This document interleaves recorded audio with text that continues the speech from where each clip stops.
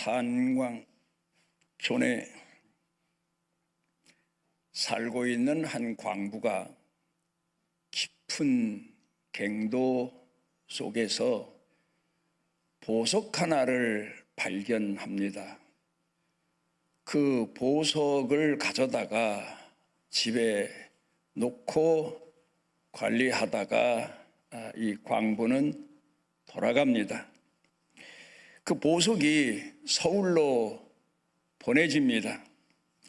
그런데 보석은 보석이라도 세공 과정을 거쳐야 비로소 보석의 가치를 인정받게 되고 고가의 가치를 사람들로부터 인정받게 되는 것입니다.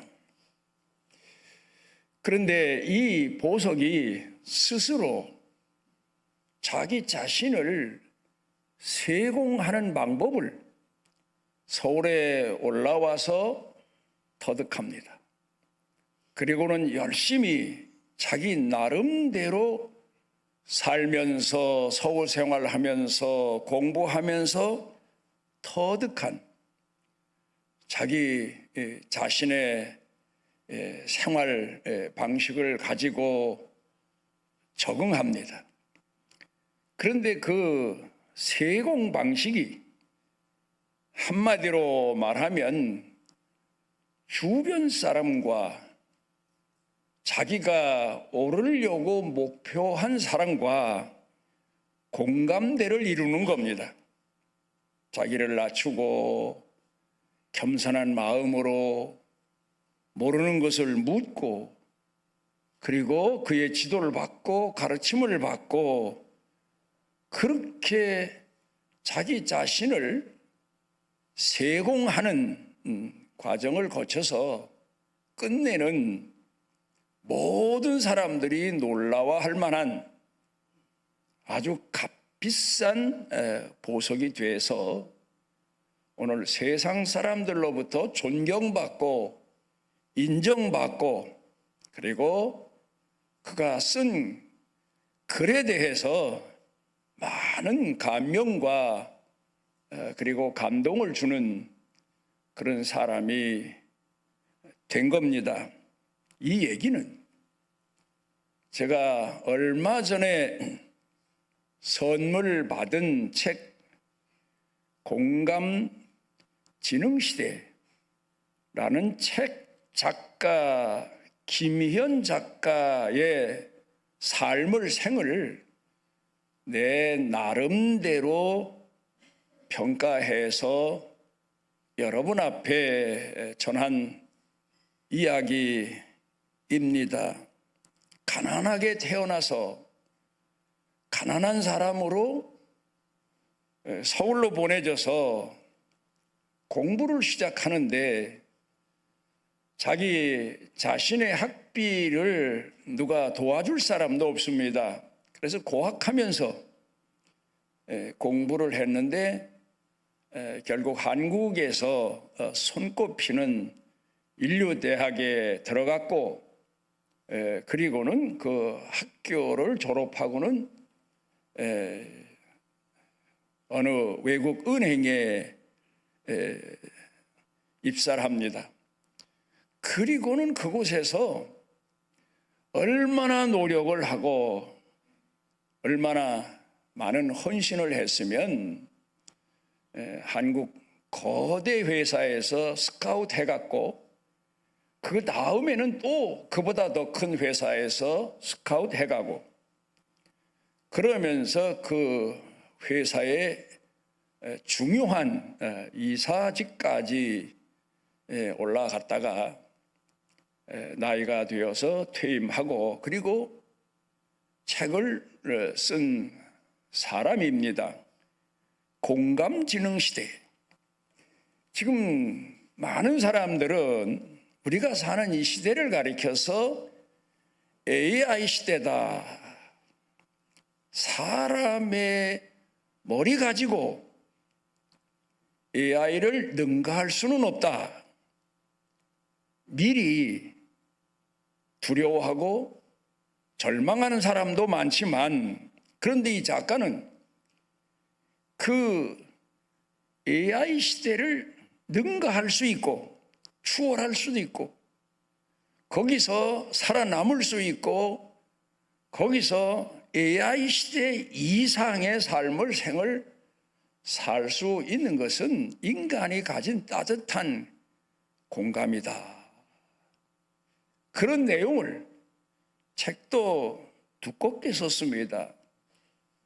굉장히 많은 내용을 서술했는데 한마디로 말하면 자기 자신이 경험하면서 쌓아진 그런 사회적 경험과 얻은 지식들을 모아서 썼기 때문에 제가 작가들이 쓴 책을 읽으면서 많은 작가들의 책을 읽으며 감동을 받았지만 그 중에서도 제일로 손꼽은 작가가 빅터 드래커라고 하는 분입니다. 경영학의 아버지. 그런데 제가 아는 사람이고 해서라기보다는 그 책 내용이 얼마나 절절하게 썼는지 오히려 그보다 더 감동적으로 읽고 많은 교훈을 얻은 책이기도 합니다. 우리 젊은 사람들 한번 책방에 가셔서 공감지능시대 김희연 작가 책을 한번 사서 읽어보십시오.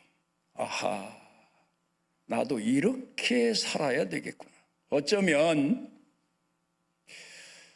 예수님께서 이 땅에 오셔서 사역을 시작하실 때에 산상으로 사람들이 몰려오니까 거기서 말씀을 전하신 내용을 성경학자들은 성경을 반지로 말한다면 진주알이 곧 마태복음 5장, 6장, 7장이다. 그렇게 평가를 합니다마는 어쩌면 이 내용이 예수를 믿고 신앙생활을 하는 사람으로 신앙으로 도전하고 하나님의 자녀로 살아가기 위해서는 이렇게 살아라 하는 아주 표본적이고 교훈적인 말씀을 주셨는데 또다시 생각해 보면 내가 하나님으로서 인간의 몸을 입고 이 땅에 와서 이렇게 살 거다. 그러면서 공감대를 이룰 것이다. 그런 의미의 내용이 그 가운데 기록이 되어 있습니다. 그래서 저도 목회하면서 힘들고 어려울 때는 마태복음 5장, 6장, 7장을 약먹는 마음으로 하루에도 몇 번씩 읽으면서 외우면서 내 자신을 다스리고 처서 복종케 하고 그리고 하나님의 자녀로 살아가는 기준을 삼고 감동받으며 치료받으며 살았던 기억들이 여러 번 있습니다. 우리는 예수님이 이 땅에 육신의 몸을 입고 오신 역사적인 사건에 대해서 하나님이 인간의 몸을 입고 이 땅에 오셨다 해서 성육신의 사건으로 말합니다마는 하나님께서 인간을 사랑하셔서 인간의 몸을 입으시고 이 땅에 오셨다고 해서 사람들이 그 은혜를 아느냐, 그 예수님의 존귀함을 아느냐, 고귀한 구원의 은총을 아느냐 하면 그건 아닙니다.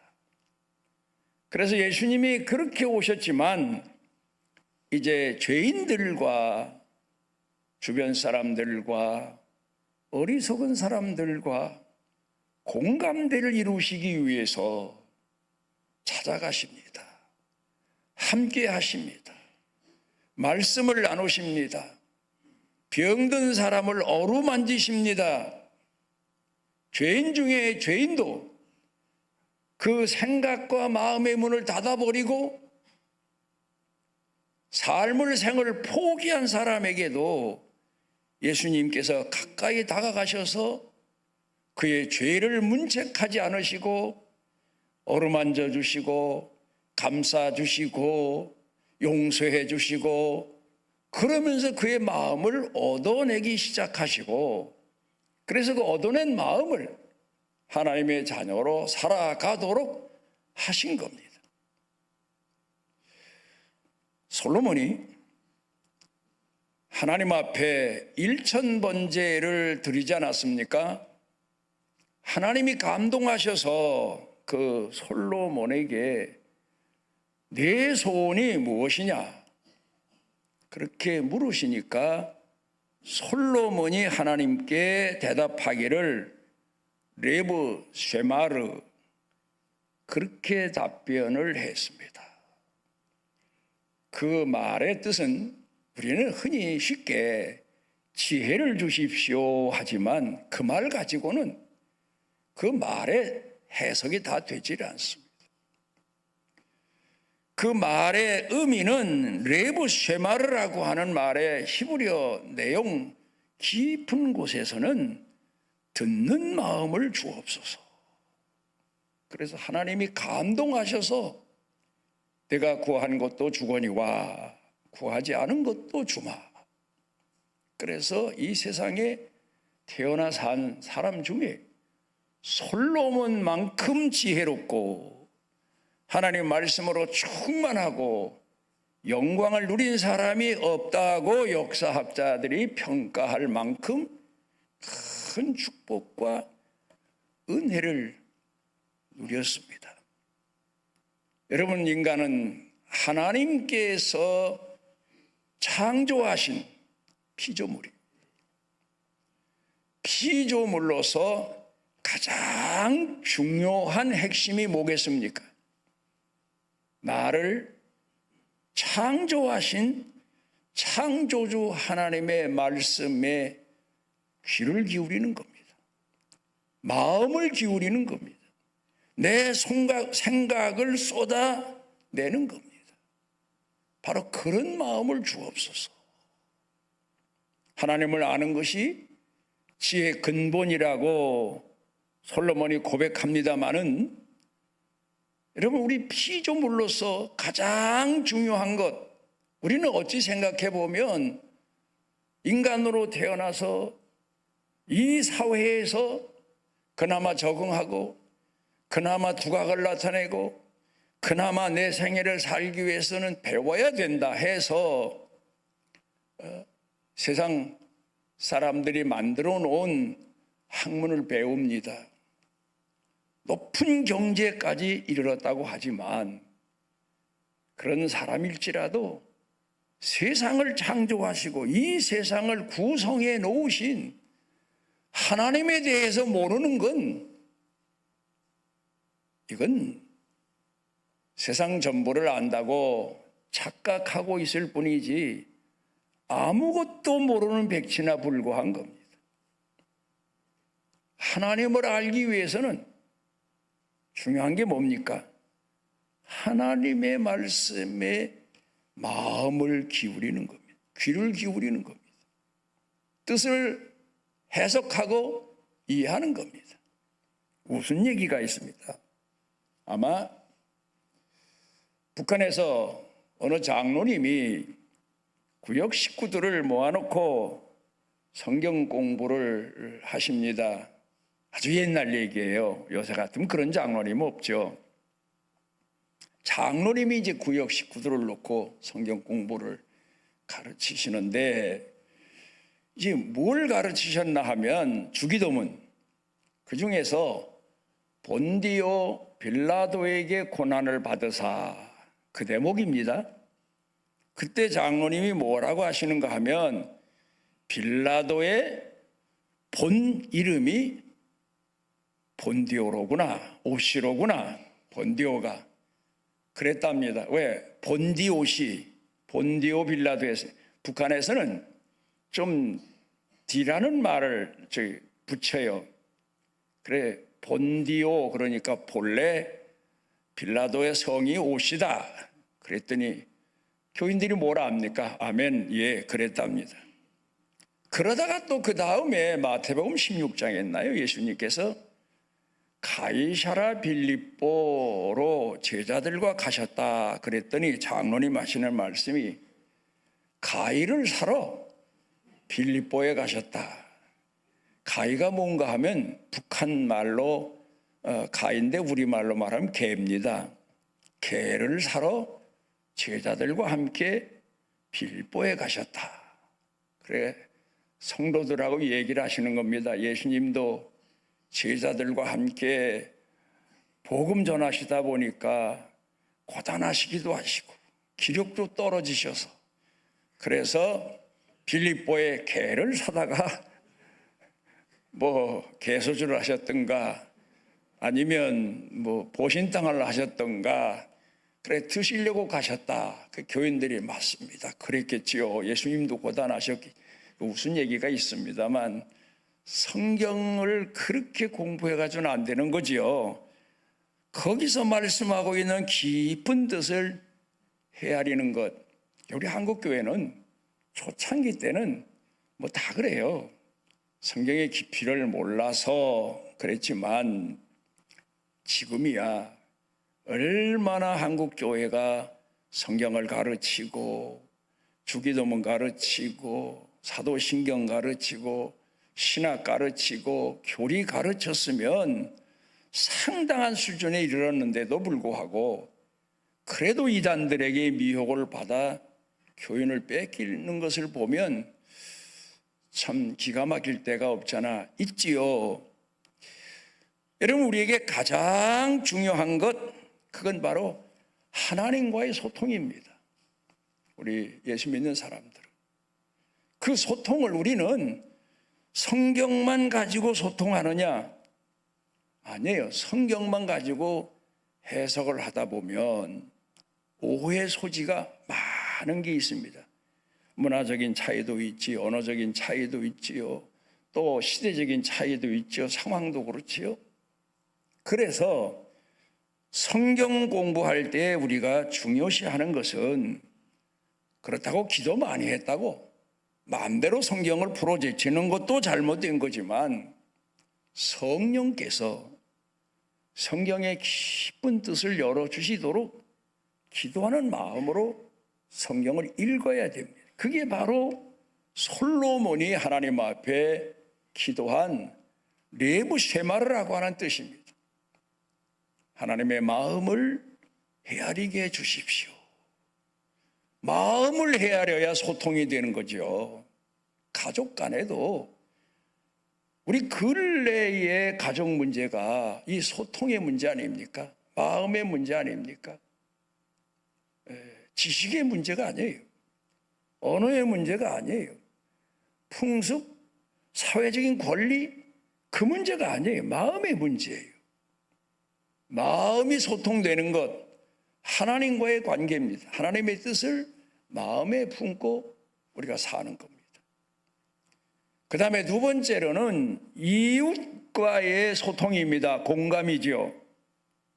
내가 이웃의 마음을 얻기 위해서는 그야말로 하나님과의 소통에도 성경 전체의 말씀을 필요로 하지만 특히 마태복음 5장, 6장, 7장만 가지고도 하나님과의 소통에 있어서 하나님의 깊으신 뜻을 우리가 헤아리게 됩니다.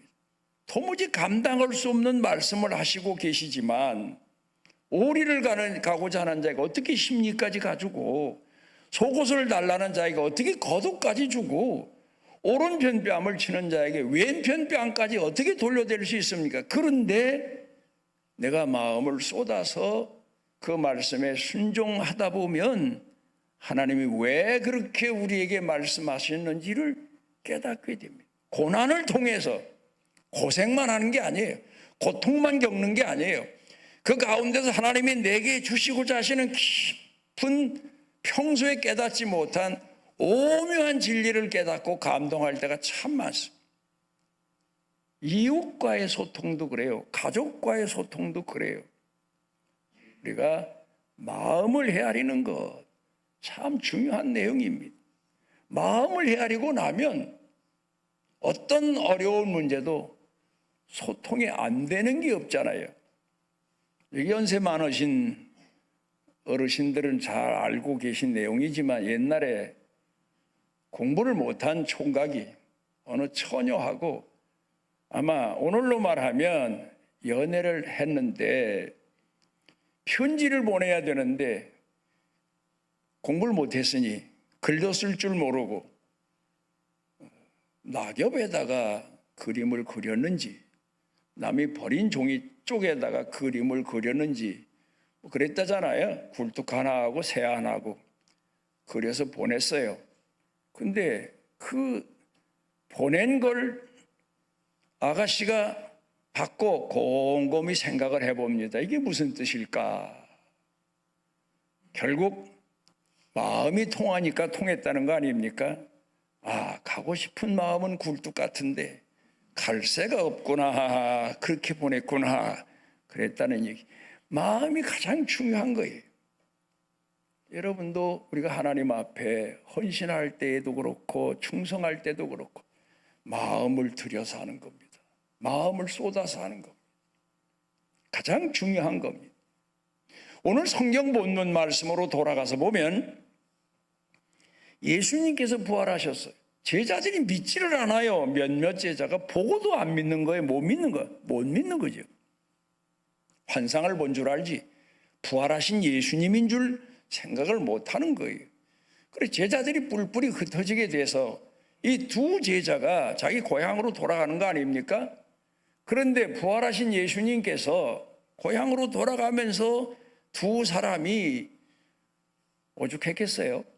예수님 메시아가 오셔서 세상을 통치하시고 다스리게 된 새로운 나라가 이 땅에 세워지는 줄 알고 나섰는데 고향을 떠나서 나섰는데 예수님이 돌아가셨으니까 고향으로 돌아가긴 하지만 예루살렘에 앉아 있어 봐야 뭐 할 것도 없고 그래서 돌아가지만 둘이 가면서 이사야가 이렇게 예언했는데 도대체 이게 무슨 뜻인지 모르겠다 고민하고 서로 주고받고 그런데 웬 한 분이 지나가다가 멈추셔서 그 두 사람 사이에 끼어들으셔서 그 내용을 해석해 주시는 거예요. 그때 마음이 뜨거웠다 그랬어요. 그리고는 이제 얼마쯤 가다가 어느 집에 들리려고 하는데 예수님이 그냥 가시려고 하니까 이 두 사람이 지금까지 우리와 같이 오셨는데 잠깐 바쁘시더라도 우리와 함께 이 집에서 식사라도 좀 하고 가십시오. 시작하실 테니까. 그리고 예수님을 모시고 집안에 들어가서 음식을 나누는데 그게 바로 성만찬식이었어요. 그래서 깜짝 놀라서 어째 예수님이 자신들에게 마지막 성만찬 때 보여주셨던 것처럼 성만찬의 식사가 된 거예요. 깜짝 놀라서 정신 차려보니까 예수님은 간데 온데 없이 안 보이고 두 사람이 놀라서 고향 돌아가던 사람이 다시 예루살렘으로 돌아가서 제자들에게 부활하신 예수님을 우리가 만났다. 우리하고 같이 동행해 주셨다. 같이 식사도 나누셨다. 동행할 땐 몰랐는데 식사를 나누면서 그때도 비로소 예수님인 줄 알게 됐다. 여러분 우리가 이웃과도 그렇고 가족과도 그렇고 교회 성도들과도 그렇고 식사도 함께 나누고 모임도 함께 가집니다. 그때 가장 중요한 건 마음을 나누는 거예요. 근데 저도 생각은 하면서 안 되는 게 있어요. 저 카자흐스탄 지역에 가니까 놀랐어요. 식사를 하는데 돌아가면서 한 사람씩 인사도 하고 뭐 이 자리에 대한 의미도 얘기를 하고 뭐 또 한국에서 온 손님에 대해 감사도 표현하고 이래가면서 돌아가면서 내 차례도 오고 그러면서 식사를 하더라고요. 근데 교회 가면 나도 이렇게 해야 되는데 이게 또 안 되는 거예요. 한국 사람이라 또. 우리는 밥하면 그냥 밥만 먹고 말아요. 아무 소리 안 하고 밥 먹는 게 제일이래. 또 그렇게 옛날부터 훈련받아서 밥 먹으면서도 차를 나누면서도 상대방의 마음을 헤아리고. 근데 우리는 또 그게 훈련이 안 돼가지고 식사 자리나 차를 나누는 자리에 가면 자기 말만 하다도 끝나네. 그래 어떤 경우에 가보면 그 사람 말만 듣다가 이거 빨리 가야 되겠다고 하고 뒷공문이 뺏어올 때도 있는데 이게 잘 안 되는 거예요. 이게. 제일 좋은 시간이 예배 시간 아닙니까? 우리가 하나님의 말씀을 공부하는데 중요한 거 5가지가 있어요. 태초에 말씀이 계시니라. 요한복음 1장 1절에서 말씀하고 있죠. 하나님이 이 우주를 향해서 말씀을 하심으로 인해서 세상이 창조되기 시작하지 않습니까? 하나님 입에서 나오신 말씀이 오늘 이 우주를 창조했고 오늘 우리가 이 세상에 있게 된 것, 그걸 시작으로 공부를 합니다. 그 다음에 성령의 감동받은 선지자들이 하나님의 말씀을, 하나님의 뜻을 시대를 향하여서, 가족을 향해서, 개인을 향해서 전하는 겁니다. 하나님의 신으로, 성령으로 충만한 사람들이. 그래서 우리가 꼭 말씀을 들을 때에도 성령께서 내 마음을 열어주십시오, 내 귀를 열어주십시오, 내 생각을 열어주십시오 하는 기도하는 마음으로 들어야 됩니다. 지식으로만 들어서는 안 됩니다. 그 선지자들을 통해서, 선견자들을 통해서 하나님 말씀에 감동된 깨달은 사람들을 통해서 말씀을 전한 것, 그 성경이죠. 그 다음에 성육신의 말씀입니다. 하나님의 말씀이 인간의 육신의 몸을 입고 이 땅에 오신 겁니다. 오셔서 우리와 함께 하시고 우리를 어루만져 주시고 우리를 치료해 주시고 죽은 자를 살려 주시고 이끌어 주시고 또 그리고 우리에게 소망을 주시고 또 우리를 위로해 주시고 죽은 자도 살리시고 이런 공감대를 이루신 성육신의 사건이 성경의 내용입니다. 그 다음에 4번째로는 예수님을 본 자, 예수님 말씀을 들은 자들의 증언이에요. 그게 성경이잖아요. 예수님을 말씀을 들은 사람들, 예수님에게 말씀을 또 예수님의 행적을 본 사람들, 이런 사람들에 대한 증언. 그 다음에 5번째가 오늘 우리 시대입니다. 이 말씀에 대해서 하나님 앞에 부름받고 이 말씀을 공부하고 이 말씀의 깊은 내용을 터득하기 위해서 노력하는 설교자들을 통해서 전해주시는 말씀입니다. 그러니까 우리가 오늘은 학자들이 말하기를 설교자의 시대, 설교는 우리를 향하신 하나님의 뜻을 우리가 알지 못하는 걸 깨닫게 해주시고 우리가 답답한 것을 해결해 주시고 우리 미래에 대한 소망을 주시고 기쁨을 주시고 위로를 주시고 치료를 주시고 우리 마음 가운데 사랑이 더 성숙해 가도록 우리를 양육해 주시고 그래서 우리가 말씀을 듣는 시간이 내가 영의 양식으로 내 영혼을 채우는 시간이기도 하지만 내 마음, 내 생각을 채우는 시간이기도 하지만 내 믿음이 점점 더 성숙해가는 성화 과정을 거치는 시간입니다. 우리가 오늘 헌신을 다짐하며 하나님 앞에 예배를 드립니다.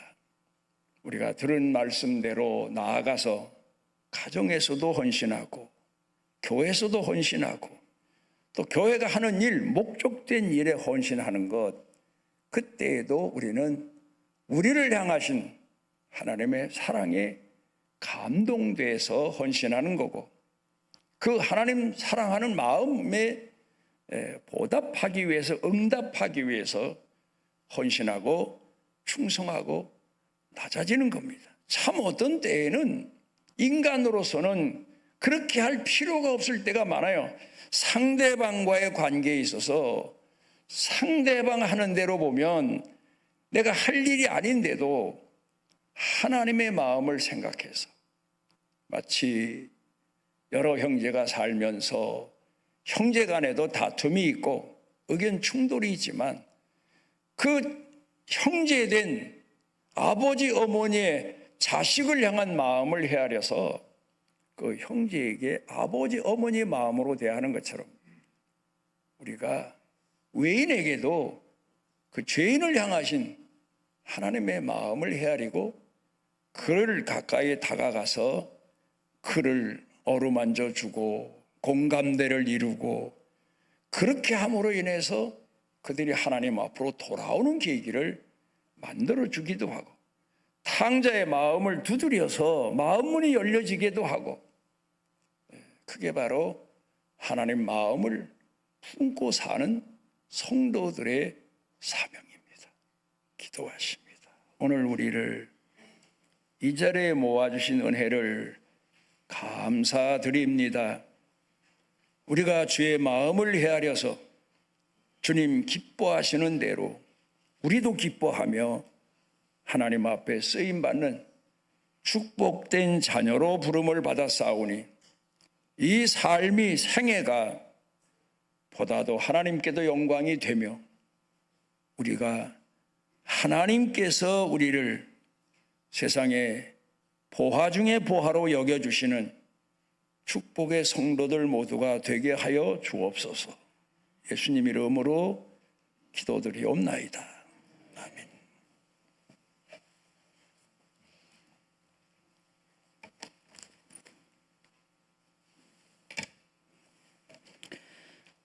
네, 소통의 열쇠라는 제목으로 말씀을 전하셨는데, 말씀을 전하실 때마다 이렇게 깊이 있고 심오한 말씀에 감사를 드립니다. 이 시간에는 216장 찬송하시면서 정성껏 준비하신 헌금 하시겠습니다.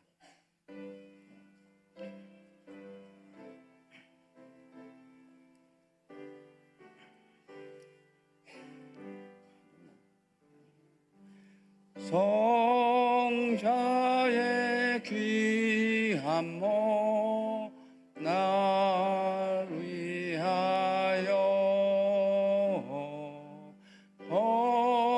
버리신 그 사랑 고마워라.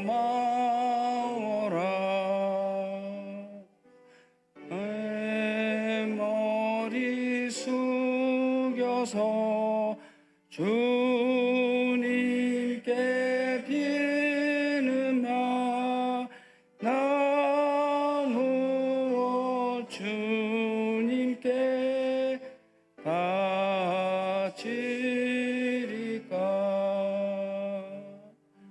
지금도 나를 위해 간구하시 이 어떤 믿음이 없나니 주님의 참사랑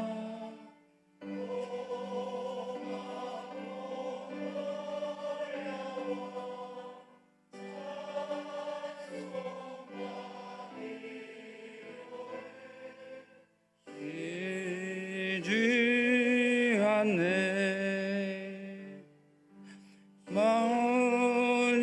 마님의 십자가 나도 지고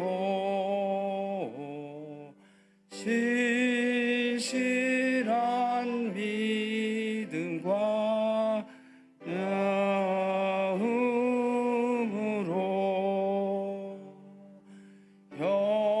형제의 사랑과 진실의 위로를 네게나 베풀게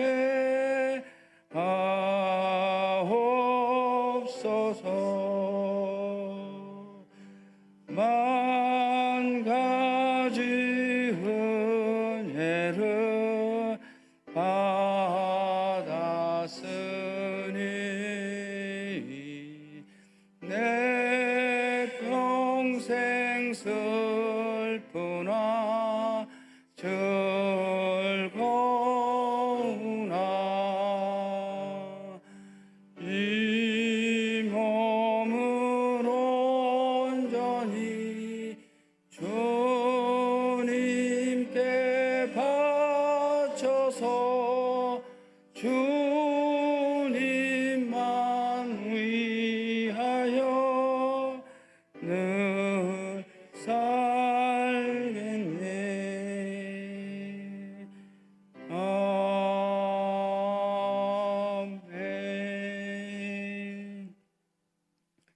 이후 순서는 담임 목사님 나오셔서 진행하시겠습니다.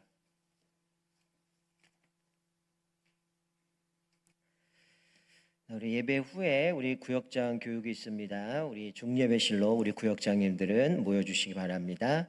그리고 효도 관광이 5월 13일 화요일에 있을 예정입니다. 낮에 말씀드린 것처럼 우리 다음 주까지 신청서에 또 명단을 작성해 주시고 또 우리 다음 주까지 또 신분증을 또 제출해 주시면 좋겠습니다. 우리 65세 이상 또 어르신들 참석하는 거니까 우리 신청해 주시고 또 우리 각 기관이나 또 개인적으로 효도 관광 또 이번에는 찬조 따로 하지 마시고 특별 헌금 봉투에 헌금해 주시면 그거 함께 모아서 그렇게 효도 관광에 사용되려고 합니다. 참고해 주시기 바랍니다. 오늘 목사 나오셔서 헌금 위에 기도해 주시고 축도로 예배를 마치겠습니다.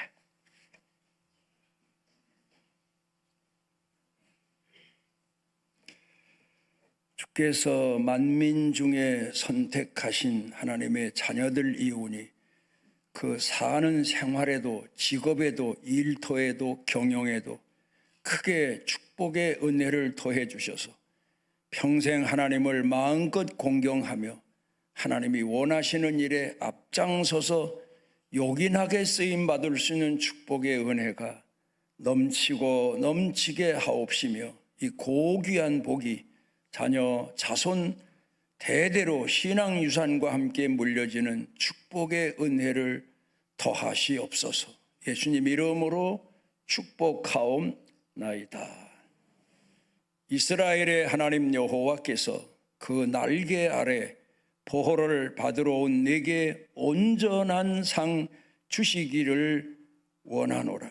죄로 인하여 돌에 맞아 죽을 지경에 이른 사람에게도 찾아오셔서 그와도 공감대를 이루시고 그의 마음을 이끌어내시고 구원의 자녀로 삼아주신 우리 주 예수 그리스도의 무한하신 은혜와 우리를 죄인으로 영원히 버리지 아니하시고 품에 품으시고 죄값을 대신 아들을 통해 치르게 하시고 영원토록 사랑하시는 아버지 하나님의 만극하신 사랑과 우리 속에 내재하셔서 깨닫게 하시고 공감대를 이루게 하시고 충만케 하시고 때로는 위로해 주시고 아픈 자 고통 중에 있는 자는 치료해 주시고 소망을 주시고 사랑과 믿음으로 채워주시는 성령님의 능력의 은총이 사랑하는 자녀들 생각, 마음, 영과 이웃 사는 생활, 일터, 경영 온 가족, 온 교회 중에 넘치고 넘치도록 함께 하시기를 축원하옵나이다.